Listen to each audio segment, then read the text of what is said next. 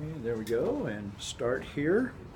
It is March 18th today, day after St. Patrick's Day. We just read the breastplate, and what an amazing prayer that is.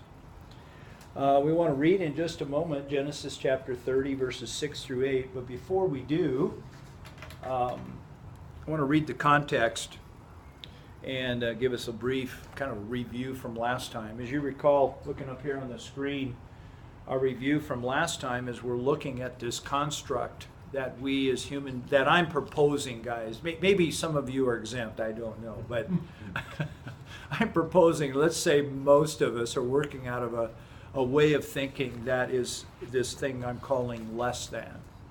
And we're using this example of the two sisters, Leah and Rachel, and this whole contest of who can have the most babies. And as a illustration of a bigger context that we work with every day in our relationships. The background of this is in verse 3, where Rachel gave to Jacob her handmaid Bilhah, and she says, "Here is my maid Bilhah. Go in unto her, that she may bear on my knees." That means what that means is that she may have children on my behalf. That through her I too may have children. And we're talking about this as what I've devised as a less than perception leads to a less than action plan. So she gave him her maid Bilhah as a wife, and Jacob went into her. Bilhah conceived and bore Jacob a son. And if somebody else then could pick up at verse 6 and read that, then we'll move on. And Rachel said, "God has judged me, and has also heard my voice, and has given me a son. Therefore called she his name Dan. And Bilhah, Rachel's maid, conceived again, and bare Jacob a second son. And Rachel said, With great wrestlings I have wrestled with my sister, and I have prevailed. And she called his name Naphtali." Okay. Is that the end there? Okay. It's Okay. the authorized version. Okay. We want the authorized version. Thank you, David. Appreciate that. So here's the plan. Bilhah is giving birth to two sons. One is named Dan, and then the second is Naphtali. So they're getting quite a family going here. You know, there's wow. I think there's 4 or 5. I think this is number 6. We got 6 more to go. We're headed there, and it is. We've got a contest going. A little bit about this here. Dan is from the Hebrew word dayin, yeah. And it means to judge. It means to cast judgment, and the idea of, I'm thinking of the judge on the stand hitting the gavel, or the umpire, strike, passing judgment. The action happens, and a judgment is made at that moment, a determination. And so through that, Rachel's interpretation is that God has vindicated me. Another way of putting it, God is obviously on my side. Okay? This is a natural way we human beings think. We are not confident that, quote, God is on our side. So when things occur, we may make a judgment, and we say, well, obviously God is on my side. The team in the locker room, oh God, let us win. At the same time, the team in the opposing locker room is saying, oh God, let us win. And whoever wins, it appears that God is on their side. This is too funny. But so true. And it's not just teams in locker rooms. I think it's pretty close to home. Okay, so God has ruled on my side. Obviously, God is on my side. And the reason is she needs some sort of witness that what she is doing and her plans are having effect, and that God is endorsing those plans. That's what's driving the need for this statement. Secondly, she has another son, 9 months later, 10 months, 12 months. And this son's name is Naphtali. It comes from the Hebrew word naphtul, which means to rustle. And the little li on the end is of me. So it's the wrestling of me. My wrestling with who? Yeah. Her sister. It's not at all about raising or creating a loving family context. It's about beating your sister. Yeah, that's all this is about. And she says, Naphtali, my wrestling, obviously God has, obviously I have now prevailed. This is so important to the two sisters, and I'd like to propose it's so important to us as men that we win. Winning. Not only God is on my side, God has vindicated me, but I've won. I have prevailed over the opponent in the family. Guys, these are close to home.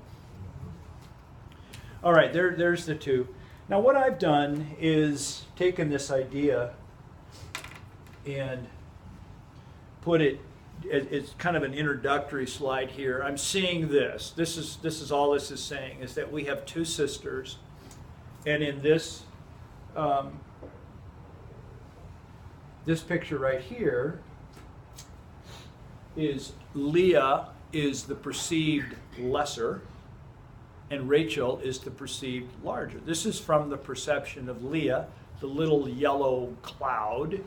She's thinking, I've got to get bigger because I'm less than. I've got to be better because I'm less than. I've got to do it. I've got to prevail because I feel less than. Okay, well, the same thing is happening in our story here. Now Rachel is taking that position and looking at her sister Leah and saying, I've got to be bigger. I've got to produce more. This same thing. The whole idea of this slide is simply that this condition is being demonstrated by both sisters. Have I made that clear? Yes. It's really good. Can we move on? And what I'm saying in this little microcosm story right here with the two sisters is what is true with them is true of us. Guys, I don't mean to meddle, but guys, this text is about them and it's about us. So that's what you want to say. Yeah. There's that verse in the New Testament where you meant it, excuse me, it's old Genesis. You meant it for evil, but God used it for good. When we have this self-centered wrestling of these women, what's going to spin out of it is 12 tribes of Israel. And there was a special, I don't know why I thought of this, a while back on public TV with the giants, the industrial giants of America. You start with Vanderbilt, the railroad guy, and Rockefeller, the oil guy, and the Carnegie, the steel guy, and how they both depended, but they started competing with each other and fighting this out in their own personal little vendettas, yet they rocked the country back and forth. When the smoke cleared, this country moved radically into New Age because of these guys' egos colliding. So it's amazing how God uses this stuff. That's really an interesting perspective. Yeah, God uses it beautifully, even though it's not a noble, this is not a noble death. Yeah. It could be an argument. This is why capitalism works. It could. I mean, where you're going with that? Why it works? Free enterprise. Why it works? Because we're all trying to get better. We're all trying to get bigger. Yeah. So anyway, we won't discuss that one. We'll move on here. Take my little pictures away. All right. Well, okay. So what I've done here is taken this idea, and I tried to think, how can I talk about this? How can I illustrate this? We know the two sisters have this condition of less than in common. We know that. I made that real clear, and you guys have all nodded and agreed. So how do we illustrate that? So I came up with this idea that they're operating under the same construct. And I've pictured that construct as an umbrella. Okay, they are under the same umbrella because their perception is exactly the same. In the little illustration, I just chose Leah as the smaller and Rachel as the larger, but we could have used it the other way. It doesn't matter. It's just an illustration of how they are two residing under this umbrella. And you're saying, gee, why an umbrella? Because an umbrella is an envelope of safety in an environment that's perceived as hostile or as against. The rain, okay? So we got the rain and the umbrella. The natural place to stay in the rain is under the umbrella because that's what we know. That's where it's safe. Now, whether it's good or not, that's the question. But it is so common and so natural. Why would I ever want to go out in the rain to do something different when I have this safety? Because it's so natural to us to be where we perceive as safe. This is so natural a part of it. That's the idea of the umbrella. Well, gee, I wouldn't want to move. So this is where I'm proposing, we as human beings tend to reside is in this envelope of safety. And it's all we know. And what is it that we are doing? I have identified two words that I'd like for us to grapple with. Two words, two dynamics that I see in the text, and they represent two ways that we as humans interact under this umbrella of safety. Okay, so we got the two sisters, the rain, we wouldn't want to go outside, and there they are. The words compare and the word compete. These two words represent, and I believe there is a third that we haven't seen yet, but we'll get there. Two words, comparison and competition. And I'd like to suggest these two words drive our human interactions. Where have we seen comparison within the context of this story? Cain and Abel. Well, in this story. Yeah. The first Keep it to the marriage. thing. What's that? The first marriage. When Jacob wanted Rachel and got Leah. Oh, okay, There was a competition okay. on Leah's part. Yeah, but okay, yeah, yes, But- I agree. I mean, But Jacob had already compared the two, and he chose Rachel, he chose Rachel. right? Yeah. But got Leah. But got Leah. But he eventually got Rachel too. But it was kind of a big package. All right, there's one. Rachel's comparing because Leah's having children and she's not. So Yeah. compared to Leah, Uh-huh. so that drives her to compete. Yes, they intertwine. Did you get David's comment? The comparison drove her to compete. How does competition differ? I've got two words up here, not the same word. How does competition differ from the idea of comparison? It's a response. What's that? It's a response. A comparison's a mental. I feel it's competition is your next step to fix the problem. Okay, are there other ways? Are there other actions, ways to fix the problem? I'm looking something specifically about. Winners and losers. Okay, yes, competition is win-lose. Competition is about dominating and overcome and prevailing over. In other words, I will feel better about myself if I can beat you. That's one way, one action that comes out of comparison.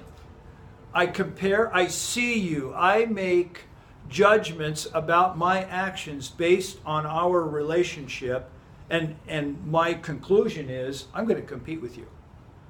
I'm going to dominate you. I'm going to drive you into the dirt and win. This in a nice Christian kind of way. There's two responses to it, and it's a negative thing. The 10th commandment would kill this. Do not covet. It would just kill everything and drive stuff, which is a noble idea. But you either compete by outperforming the other person you're competing with, in which case you add value somewhere, or you compete by driving down the person you're competing with to reduce them from where you're at. Right. And politically, it seems like the latter choice is the one that everyone's taking these days. Is, I'm not going to present something better than you do. I'm going to make you look worse. Right, yeah. And it's a malaise. We see that certainly in the political. At least here she's trying to do better. I'll get more kids. Okay, let's have some more kids. But her means of using Bill Hall is, it's got, Bill Hall, come it's here. debatable. Yeah, Bill, come here. We got a job.